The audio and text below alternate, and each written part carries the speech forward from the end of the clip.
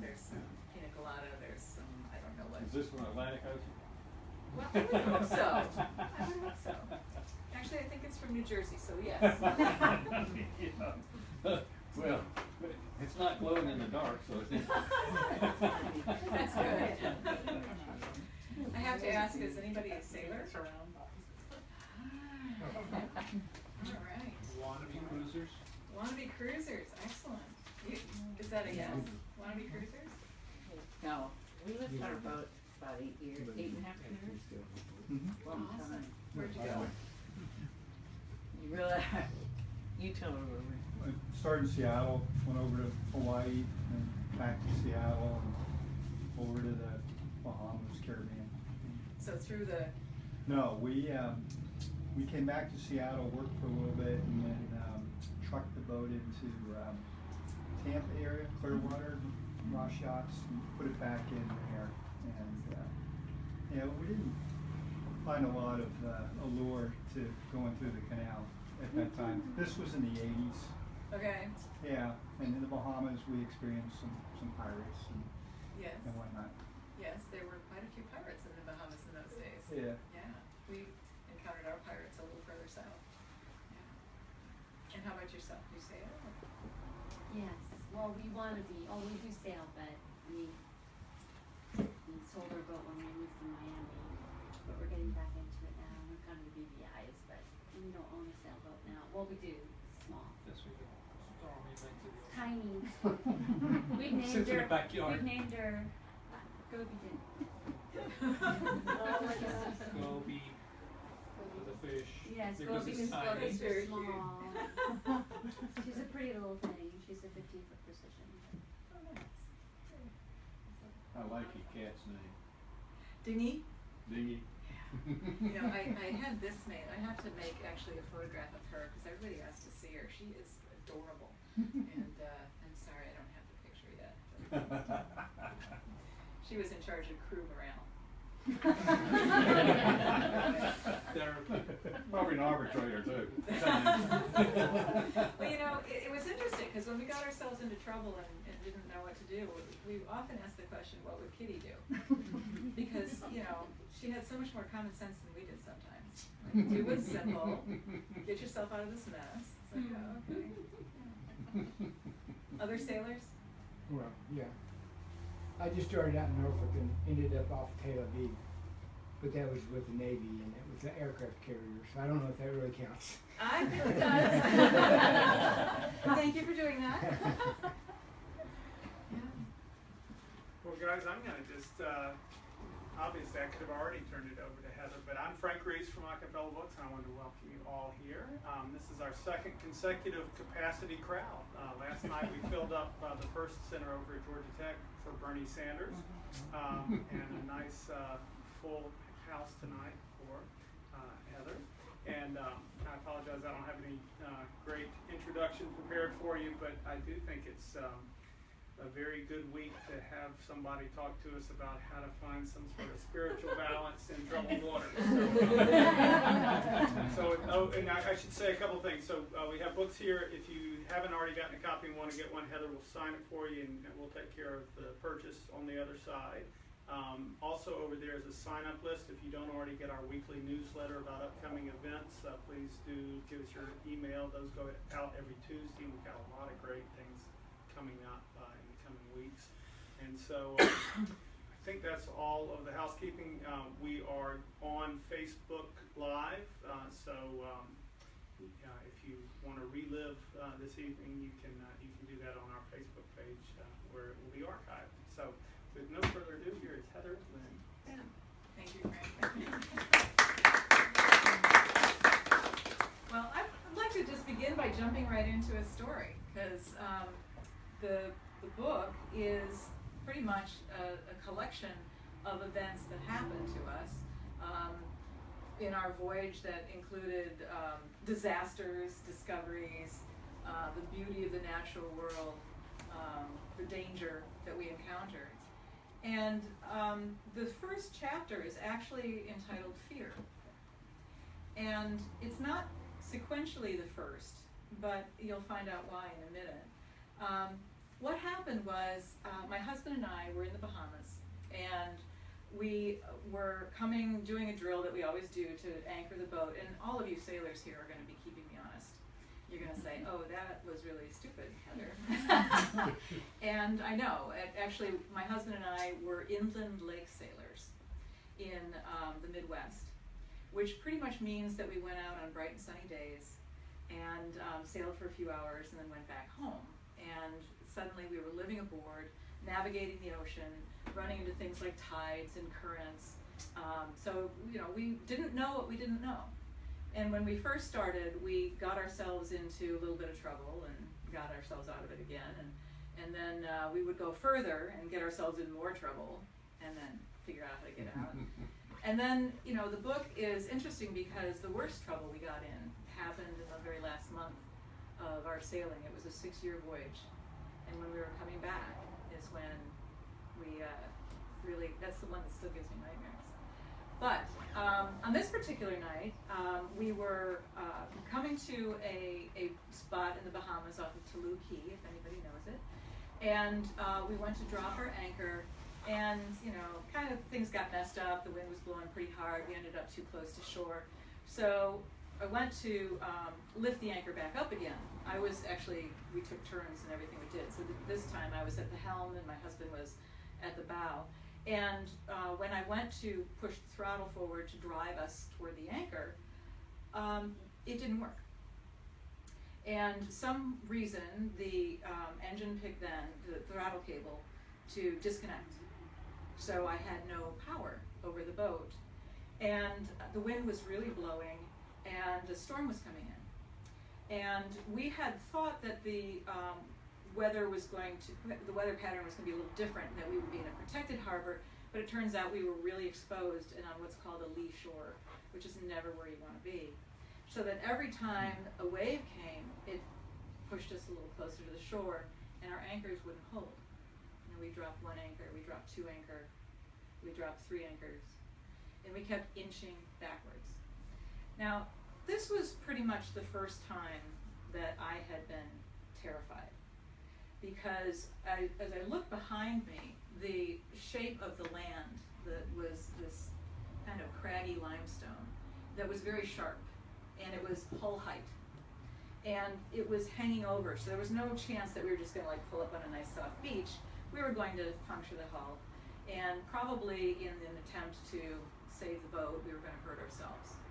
So I was pretty concerned about all that, and these things always happen where it's not just the one thing, it's the domino of the wrong place, the wrong weather, night falling, and broken engine, and anchors not holding. So there's a whole bunch of things that were going wrong.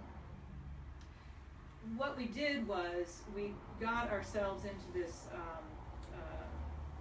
plan where we were going to rest in shifts, and because my husband was going to read the manual and then he was going to put me on anchor. It's like, okay, I'm going to do watch and you're going to, and I was on watch for 2 hours while he was resting below, and I knew that he would be coming up above the decks pretty soon at midnight.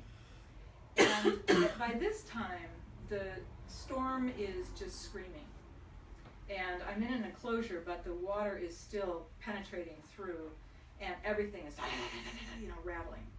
And I lost my nerve, because everything is scary at night. So I decided, I had this flashlight, and every 15 minutes I would turn around and shine it on the shore and see if we were getting too close and absolutely had to leave. But about 1:45 to midnight, because I lost my nerve, I said, I'm just not going to look. And this time, I'll just wait for my husband to come up. He'll have fresh eyes, fresh energy, and he'll know what to do.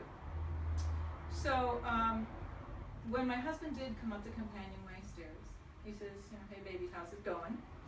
And I said, I don't know. I didn't look. I stopped looking. And as soon as the words tumbled out of my mouth, I knew that that wasn't the person I wanted to be.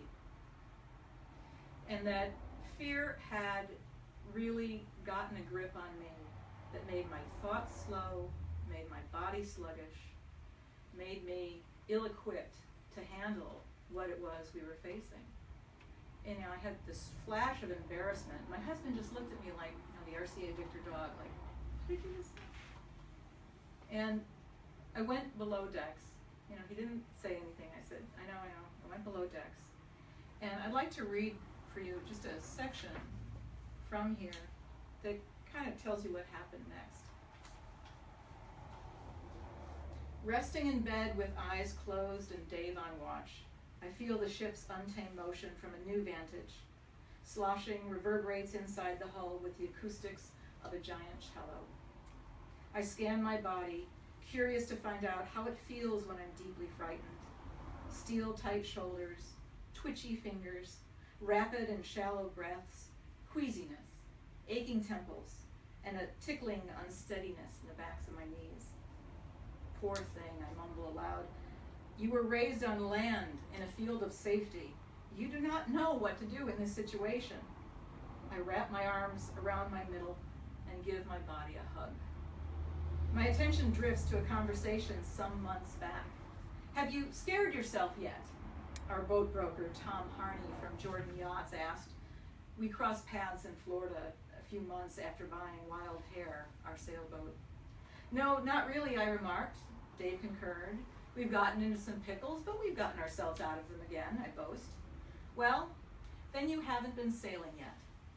You haven't been really sailing until you've been really scared.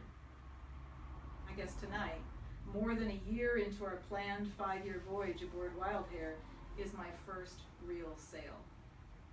Sailing is horrible. My mind floats to a story the Buddha once told. A young girl ran from a pair of snarling tigers through a forest. She fled for her life, but stopped short at the edge of a steep cliff. There, with a thud of cat's paws approaching from behind, she climbed over the edge to dangle from a tree limb. In an unfortunate turn, 3 more tigers arrived to circle her perch below. They too were ravenous. The girl could not climb up. She could not drop down. But beside her, she saw a single strawberry growing in the rock. It was plump and ruby red. So what did she do? She ate the strawberry, free from fear of what would happen next, and in the full awareness of the beauty and safety of the present moment. Tonight, the story of tigers rings of spiritual discipline. A determination stirs in my core to experience the richness of life here and now, even in the company of my fear. Yes, I am afraid, but I am other things too. I am safe in this moment. The boat is sound. Danger is present, but the future has yet to be determined. This understanding changes something in my middle. A pressure lightens. So that was a real turning point for me, where I realized that I needed to function, and that I was able to function because I could focus on the fact that I was still safe. And there's a lot of talk right now about people entering into a voyage from despair to hope. With our political situation, with our social injustice that we have in our communities, with the terrorism that is a constant threat and is being fed to us over and over again. Be afraid, be ready to, have all hell break loose. But what we don't tell ourselves very often is that we're still safe in this moment, that we have our loved ones around us, and that we can still act, and we need to still act. So, as you can tell, the stories in this book, they go from the adventure, which is the outer story, and then the inner reflection. And each of the chapters in the book really talk of a moment when I learned something important. And I'll tell you, before I left, I was an environmental advocate. And I had been the lead goose, flying the organization. I founded the Center for Resilient Cities, and I served as its director for about 15 years or so. And as the lead goose, you're the one that takes all the gunshot. So I was pretty exhausted when I went sailing. And being a person who is an advocate, it's really difficult to let yourself off the hook and say, oh, I'm just going to sail over the horizon and have everything be beautiful. So I made a deal with myself. I would go sailing if I carried a question into nature. And what I wanted to ask was, how am I to be in a suffering world? How am I to be? What am I to do? Because I had seen from the start of my career as an environmental advocate the condition of our ecological systems deteriorate despite the effort of a whole lot of talented people. And with the deterioration of the environment, suddenly we got a global crisis. And I was very concerned about, what to do about climate change. And the organization that I was in, it was effective. We had lots of great successes. We would buy contaminated land in cities and create parks and partnerships with the local neighborhoods so that we would turn places of blight into beautiful centerpieces of community engagement. But it wasn't quite hitting the nail right on the head anymore. So I went sailing and asked this question, how am I to be in a suffering world? And this first chapter, for me, really says, we have to be fearless. Because each of us is experiencing things in our life that are causing our thoughts to move slowly, our reflexes to slow down. And all of us have had that moment where we've been a little too freaked out, and we're sitting there and we don't want to lift up the flashlight and look. We just don't want to know anymore what's happening. I have to say, when I was driving here today, I was thinking, what is just a really simple example of what that sensation was like with fear?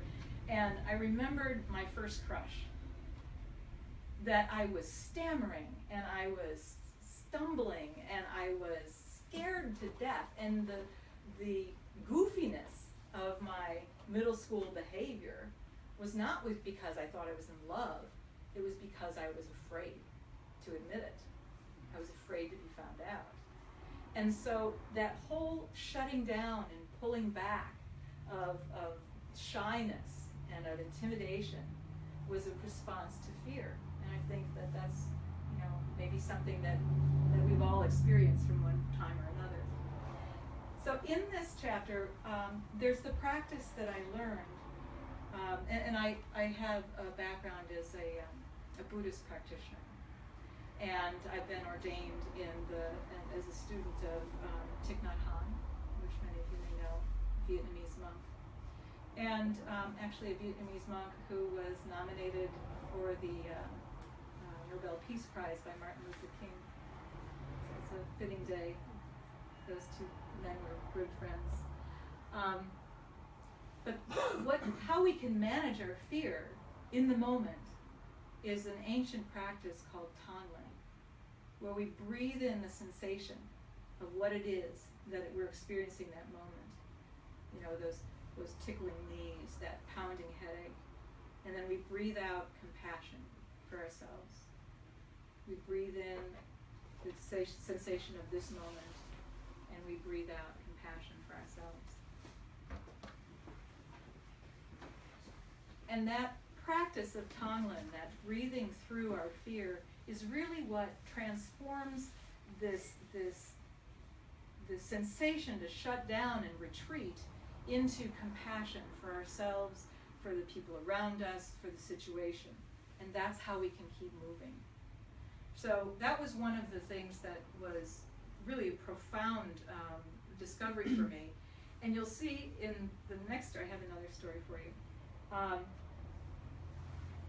This story actually was several years later, where my husband and I were again in the Bahamas, but this time we were much more experienced. So we weren't going to make any stupid mistakes this time. But there were two storms that were going to blow through the Bahamas, one right after another. And we were in this ring of islands in the Berry Island group. And the first storm came through, and we held the anchor really nice and tight, and we were fine. The second storm blows through, and my husband and I we had just had a big pasta dinner, and we were watching Lost on DVD. And we're just minding our own business, when all of a sudden, bam, bam! And we're like, what the heck? And we jump up, and we look outside, and the boat is on an island. Somehow, we had lost the anchor, and it had bounced, and now we were on land. This was a nice soft beach, but we were on rocks too. So, not the end of the world. What you do is you take a spare anchor, you put it in your dinghy, you drive it off on the side of your boat, you drop it, and you take that line and you put it around your winch, and then as the tide comes up, you just keep winching your boat right up off the rocks, just like if your car slid into a ditch, you winch yourself out of trouble. So we start our self-rescue drill. And my husband is in the dinghy, and I pass him the anchor, and he motors out. Well, here's the thing. We had been having trouble with the outboard engine. And again, it's not just one thing. It's a cluster of things that happens. And we had been up in Annapolis and working our way down the coast, and we had spent hours talking with technical support to figure out what was going on with this outboard engine. We had, when we were in Annapolis, carried this outboard on our backs up a hill to have them take it apart and steam clean it. We were really doing, and every time we thought we had fixed it, then it turned out that it would choke and it wouldn't go cooperate with us. So on this particular night, we put the anchor in the dinghy. My husband drives out. A big wave comes and tosses the anchor in the completely wrong spot, and the outboard engine dies. And I realized my husband is in the dinghy with only a headlamp and maybe an inflatable PFD, but nothing else. And I watch as he's trying to get this engine started, and the dinghy blows past the boat and out between the islands into the Northeast Providence Channel. And the next stop is Africa. And the 3 and 4 foot seas that we're experiencing in this little hidey hole are 13 feet out there. And I'm alone, and the storm is like blowing like crazy. And I just pause a minute and I think, is there anything I should be doing in this moment other than issuing a mayday? Because he has no tools to make it through the night. And as I counted to 10, I saw the storm. It was actually really beautiful. And it was towering clouds and a full moon. So everything was like black and white. And as the wind blew, I saw that the wind blew the water blew the waves knocked the boat hit the land. There's this stream of cause and effect, and this is because that is, and this is because that is. And there was no one to blame. So I couldn't shake my fist and be angry. And what occurred to me in that moment, as I was standing there watching this great causal stream unfold, was that as far as my eyes could see, in all directions, there was only one being who had the power of choice in how they would behave. Everything else was just reacting to the stimuli. But I could choose how to respond. And it was about the time I got to 10, and I issued a mayday. So I'm not going to tell you what happens and how we ended up getting from there to here, and he is fine. But I will say that when I issued the mayday, I had one hand on a local VHF radio that's kind of line of sight, just local, and the other on what's called a single sideband radio, which is like a ham radio. And so that, bounces up the ionosphere and comes down. And I worked my way through a lot of different channels, all distress channels. And nobody answered. And several days later, I went, the two of us in our boat, went to where there was a town, where there were people. And as we pulled in, everybody said, "It's Wild Hair! Wild Hair, are you all right? It's all the crew, you know, President accounted for." And I'm like, "Yes, did you hear differently?" And they're like, "Yes, we heard it was a terrible night. Oh, we would have been there, but we couldn't go out. It was too dangerous." It's like, oh, so everybody heard me. Wow, that's amazing. And then I turned on the internet, and my inbox was flooded with emails, with subject headings saying, "Are you alive? Call home. WTF?" I think I had several hundred emails. So I had decided I wasn't going to tell anybody that this happened because I didn't want people to worry. But it turns out everybody knew. What had happened on that night was that as I was talking on the single sideband radio, my voice jumped up and then skipped the Bahamas, and it skipped Florida and the East Coast, and it skipped continental United States, and my voice went up and came down and was recorded by the Coast Guard station in Kodiak, Alaska, one time, and it was garbled. I got a partial position statement. So they actually sent people out on a rescue for my husband that night into the teeth of that storm. But they sent him 20 miles off from where we were. So this kind of opens up a whole bunch of stuff for me. And as you notice, this is the voyage from despair to hope. And I am very much enamored with Joanna Macy and her writing. I don't know if you've read anything that Joanna has offered, but she talks about hope. And she talks about hope as having three qualities. You know, it's not the sitting at home wishing for the phone to ring. That's passive hope. Active hope is actually monitoring reality so that you understand what's happening, and then having a really clear understanding of your intended of your intended future, what you want to see happen. And then the third step is doing the simple thing in front of you, regardless of whether you think it's going to work or not. And it struck me that the U.S. Coast Guard is the perfect model of active hope. That they monitor these radio stations and they prepare all the time for being able to respond. And they understand what happens at sea, you know, in any given moment with the weather patterns and all that. And they are very clear about what they want. They want safety at sea. And then when there's a call, like mine, they act. And it doesn't matter whether they think that they could go find my husband and me. They just act.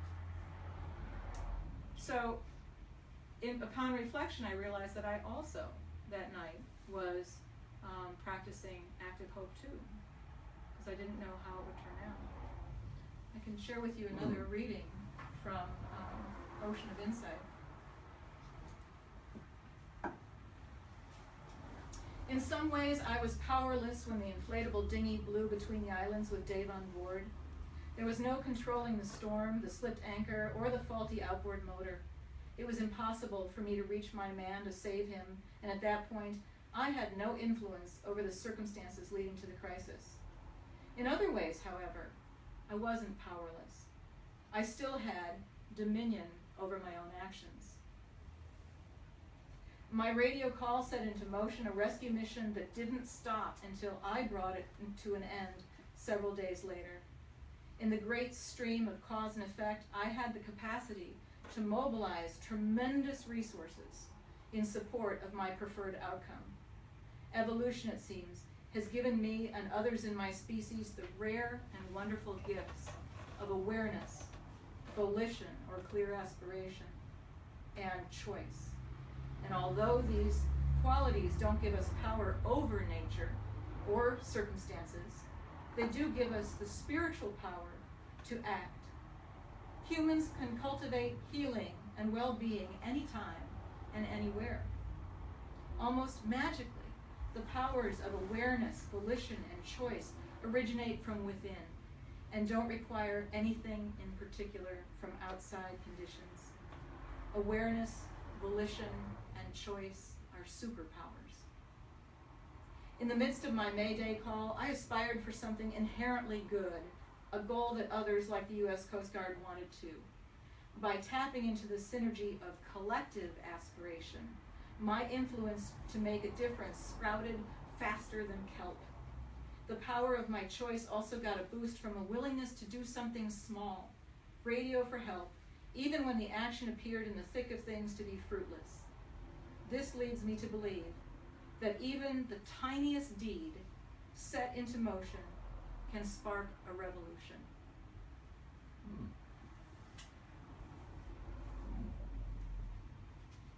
So like all great journeys,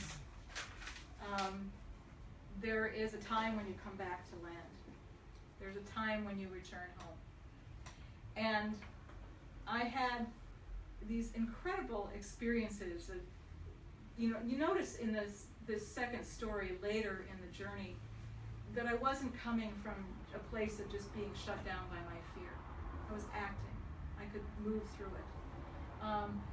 Other chapters I learned how to embrace different skills that I actually had been cultivating for years through my meditation practice.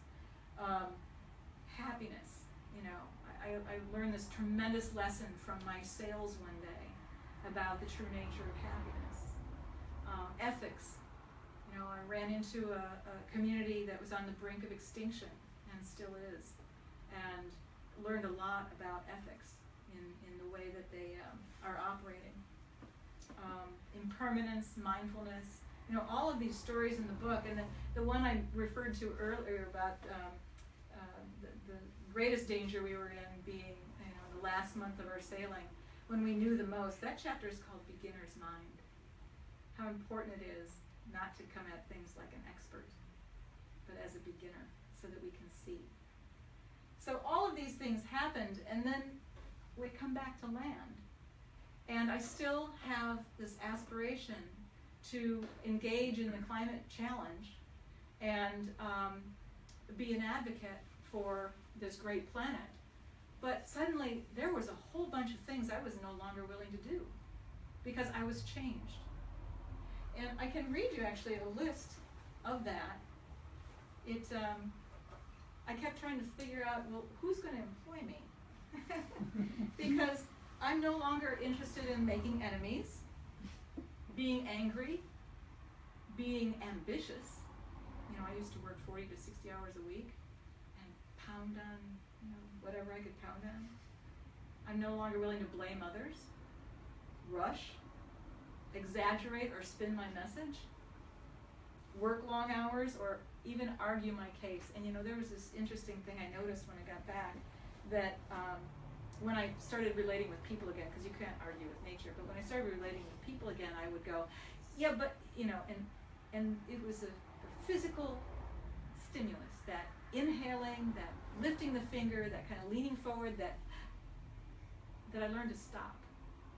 Because when I interrupted that and shut my mouth and started listening for about twice as long as I thought I would talk, oftentimes I found I didn't need to say a word.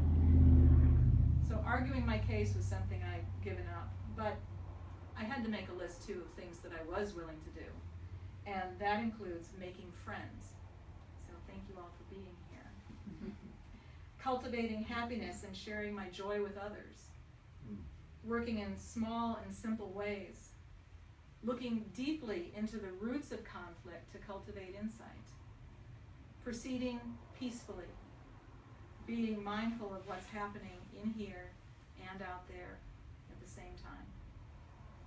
Speaking plainly and accurately. Playing with loved ones and in community. And listening and sharing. So those are my guidelines, and I found all sorts of ways to express those, to live within those boundaries in ways that are very transformational for myself and for people around me. And I'm going to stop there. I could tell you all about the kinds of things that I'm doing now because it's pretty exciting, but I would like to just open it up and see if you all have any questions on this voyage from despair to hope. where did you get your writer training?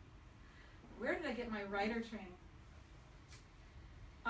That's a really interesting question. I took a lot of seminars at the University of Wisconsin Writers Institute, and a lot of it was trial and error.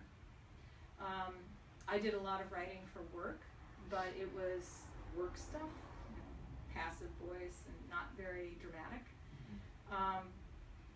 But yeah, I just kept at it. And that's why it took me so long to write the book, because I had to teach myself how to write, basically.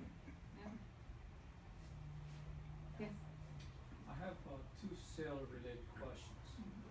One, you said that you don't want to find yourself on the leeward side of an island. I thought that was the place you wanted to be. You don't want to be on the lee shore. Lee shore, right, correct. You want to, actually, when you point into the wind, you want to be pointing at land, so that you're on the leeward side of the island, but not on the lee shore. Okay, that makes sense. Yeah. Second question is, when you ran aground, because you only had one anchor and you decided to put up a second anchor, in retrospect, wouldn't you have put up two anchors since you had two storms coming your way? We actually were sitting in a place like marked with an anchor on the chart saying this is an ideal place to anchor. It was written up in the guidebooks as the perfect place to weather storms. What turned out was that it had a marl bottom, which is where you have stone and then just a little dusting of sand on top of it, so it's the color of sand. And we did weather the first storm without incident, so we really let our guard down. It was something that tricked a lot of people, because we did get the assistance of someone from the Bahamian Air and Sea Rescue folks to help us retrieve anchors when we, now you're making me tell a story, when we pulled off of the shore, we had to cut all these lines and leave our anchors strewn all over the place. And we needed help, because I wouldn't let anybody get in the dinghy again until we got the problem fixed. So the Bahamian Sea Rescue fellow came and he said that the week before, when the storm came through, he rescued an 85-foot sailboat off the same shore, and that they didn't have the luck of the rising tide that we did. They hit it at high tide, so there was no way to float off. So, yeah, sometimes, you know, you read the charts, you do your best, but what it did instill in our practice from then on is that any time on the boat, when we stood up, we checked up the window out 2 points to see if we had shifted at all. So we just got much better at monitoring our location, so that we wouldn't get caught by surprise again. Yeah. You talk a lot about your individual transformation, but I guess you were with your husband for long periods of time, probably in great solitude. So can you talk about how your relationship may have evolved, whether positive, negative, whatever, during that intense period? So that's perceptive of you to suddenly find yourself after 20 years plus of marriage on 45 feet, 24/7, and expect to have little ruffles. Yeah, I had run a business. He had been in charge of his stuff, and all of a sudden, you know, it's like, wow, there are different ways to do this, and we did have to work that out. There was one day when I was about ready to kill him, and I opened up the back hatch, which was the storage locker. I pulled everything out of the locker, and I went and I sat in it, because I had to cool down. I was livid. I was just done. And I sat in there for about an hour, just breathing, trying to calm down. And he comes out and he's like, Heather, where are you? I said, I'm in my office. And I tell you, we ended up learning our strengths and playing to our strengths. Because when we first started out, we thought that each of us would do everything. And that just doesn't work.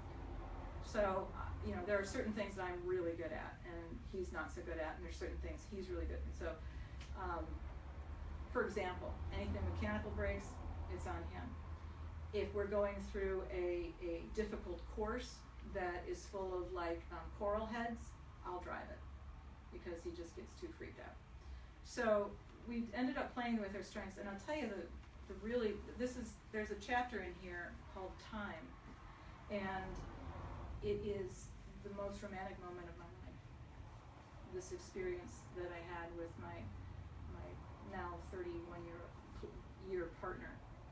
And the thing I miss most about sailing is the partnership with my husband every day to figure out how we're going to get safely to sunset.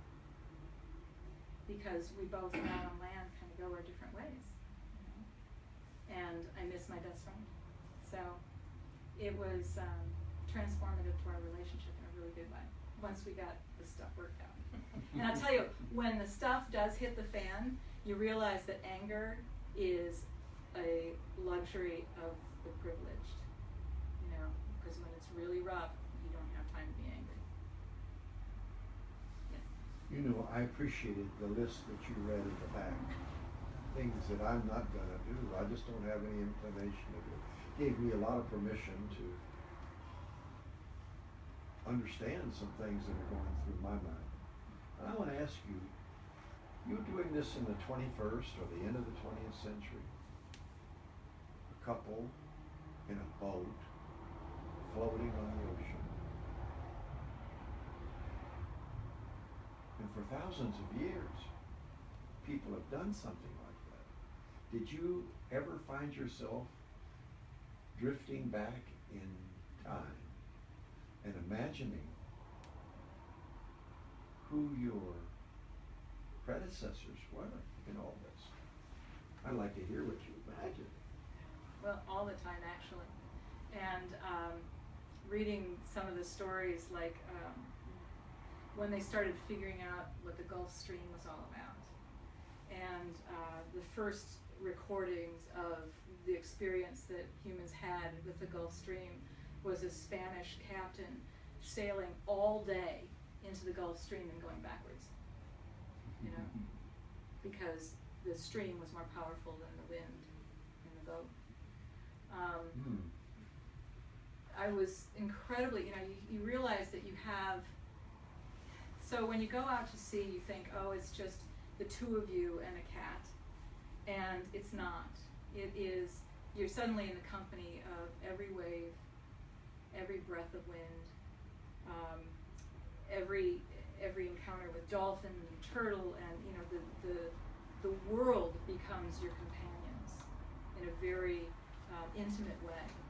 The texture of the world, and I felt like I had these ancestors that were, animal based, and these ancestors that were human, that were adventurers before, but also part of our community were the people that were like taking care of the satellite system, and the people that were broadcasting the weather each day, and these were like, I love these people because I need them. And I have a relationship with them. Not to mention the community of other sailors that you meet. And at the end of each day, you end up in the same harbor all together, and you get in your dinghy and you go say hello, and they've got stories for you that you didn't think about but learned from, and you've got stories for them, and they learn from you. And it's like this instant community, because again, there's no time to be separate. You have, you come together. There's a law of the sea, which is that if you can help, you do. Now, on that particular night, from that first story, no one could help because it was just too dangerous.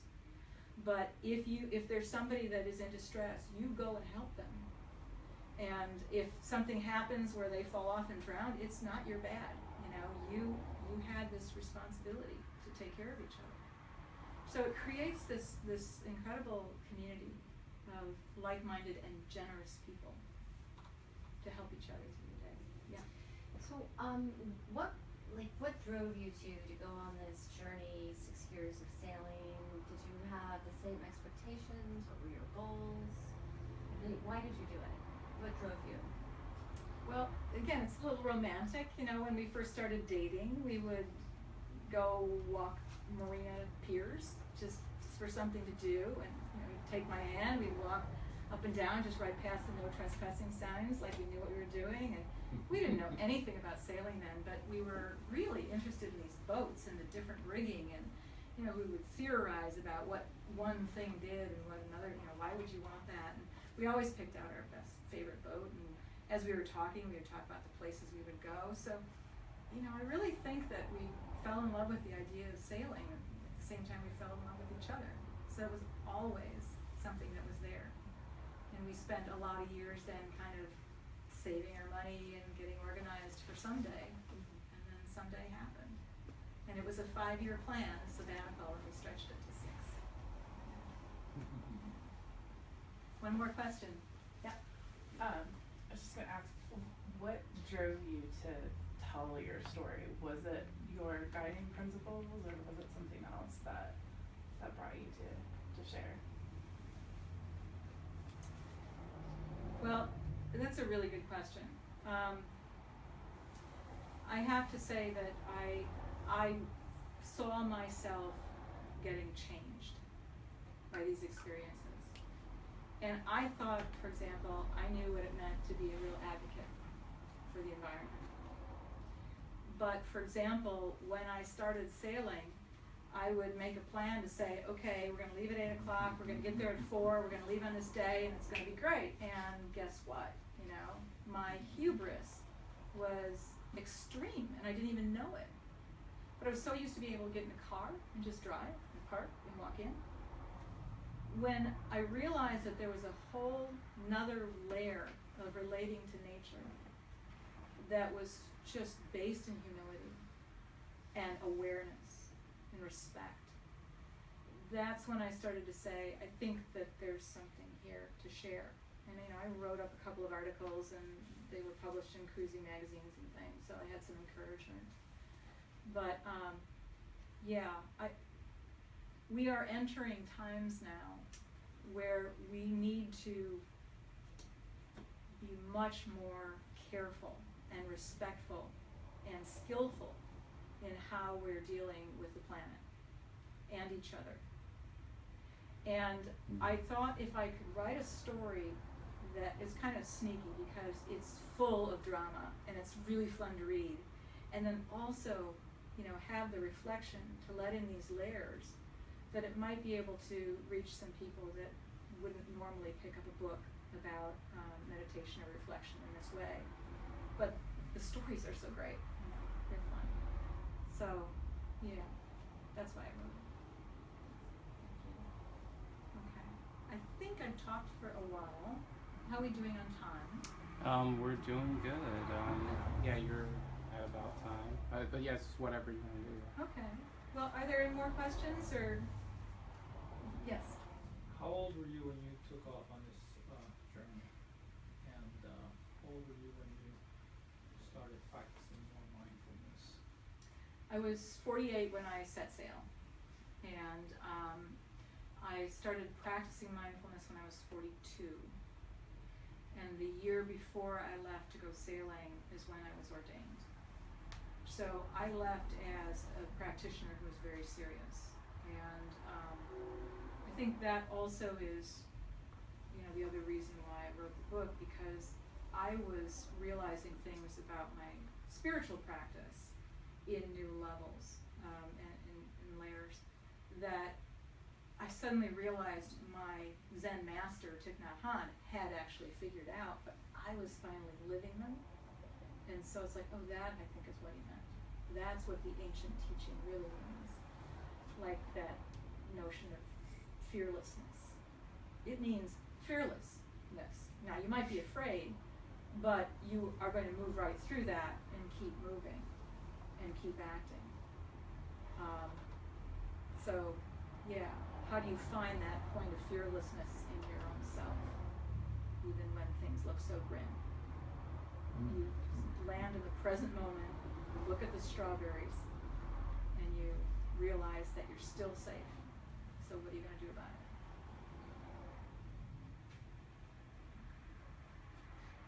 it? Yes? Is sailing still a part of your life? It is. Right now, I sail every day. with this book. We had this saying that,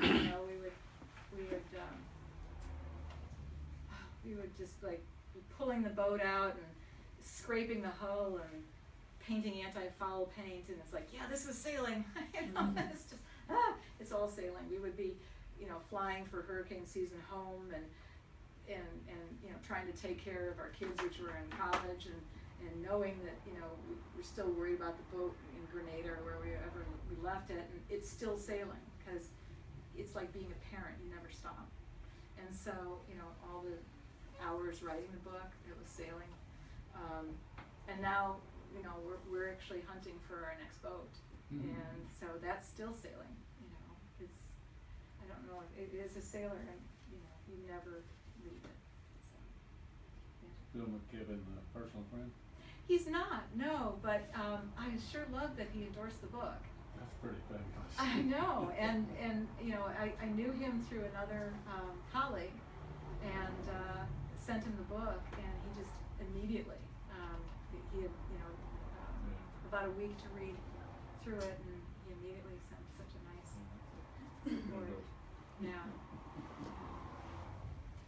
All right, well, let's stop there. I thank you very much for being here and for your interest in this. We have some copies here. I'm happy to personalize them if you'd like. And we have a saying in sailing that we say fair winds. Yeah.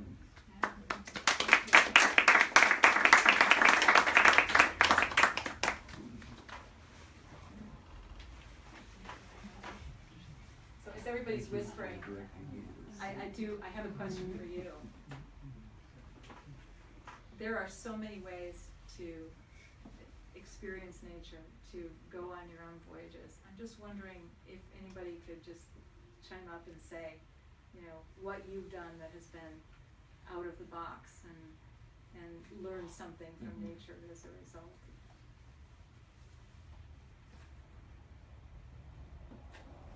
Probably ours, going for a long, long period and sailing on the ocean, Pacific Ocean. I think that would be our out of the box. We were younger, we had just met, and I had a business and she was a teacher, and we just sold everything, and very early in our relationship we tested the waters of our relationship. Especially going down the Washington coast, which is really, really rough, till you hit San Francisco and turn right. And then it gets better. So I could relate to your question. And I had to let him be the crew because I was the crew. You are a wonderful sailor. So your part about strengths, playing each other's strengths really, and the other person had to sit back, and while they thought they might have a better way, they really didn't. And we had Hank on sails, and we used a sextant. Oh, wow. Good for you. Yeah, it's the era. Yeah. So. Well, they say that the ideal cruising team is a cruising couple, because oftentimes there's an optimist and a pessimist in the group, and the optimist gets you off the pier, and the pessimist brings you back.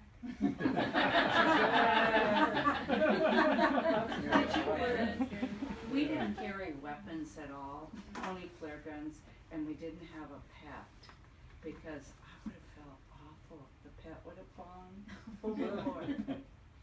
So it sounds wonderful that your cat made it. Yes, she did make it, and she did get seasick, but she was always recovering from seasickness about 4 hours before I was. So she was my little signal that it was not going to last forever. That was great. And we did, when we had our pirate scare, we didn't have weapons either. So. Coming out of Miami, everyone did carry guns, but we chose just to have big flare guns. Good for you. It's a distinctly American thing. If you meet Europeans, they don't sail with weapons like that. Or anywhere else in the world. Australia too. Wow. Your question brought up experience like we had last year. We went to a yoga retreat, and we went to this yoga retreat with this beautiful woman who we're still friends with today. and just beautiful spirit, but she took us to this eco lodge, and none of us really knew what we were putting into until we got on there and we're like, oh, okay, we're gonna live in nature. Like this yoga retreat is not going to be anything fancy. Like we're gonna live in nature. And we met some of the coolest people, and we watched, we made a distinct decision to let go of the freakiness. I remember a moment when we were sitting in our little eco house, and we said, okay, we're here. This is gonna be fun. And then we met this other group of women who decided that they were not going to have fun, and they ended up leaving. But it was a learning moment on how much your energy can change the situation, and those people's energy were so negative that when we left, I think everyone took such a huge sigh of relief. And it was so sad because I came back changed, because we met this woman who, she used to work in the CIA or something, or FBI. She was in IT intelligence and FBI or something. Pentagon. And then now she's running this eco resort, and she came back because her family had built this these eco homes from scratch, and had raised their whole family there, and she took us through and taught us about the land, and then we were riding on a pickup truck to come back from something, and she stopped and she's like, you have to see this, and she just had this energy. We're like, what? And she's like, you have to see the sunset. And we sat there for 15 minutes and just watched the sun, and her joy of being able to share the sunset was unbelievable. And like I said, I came back forever changed, to the point where when you were reading your things of what you don't want to do, this last year I've been wondering why I've been struggling so hard at work. And some of it is I don't care as much about the ambition, the things that drove me before, and it's got me in some pickles where maybe I'm not working fast enough because I'm still in corporate America, and it's not because I'm not smart, it's not because I can't do the work, but it's just I don't want to drive myself like I did working 14 hours a day, and I've figured out a balance recently, but it was a painful year because of it, and I can go back to that that time. So it was just, that really resonated with me. It was very, very interesting. So thank you for sharing. Yeah, thank you. Nature is constantly teaching. Does anybody else have one more story?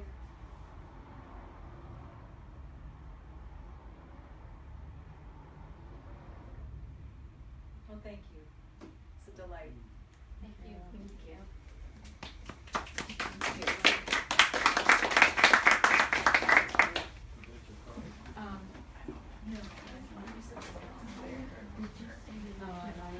Yes, but we live in There.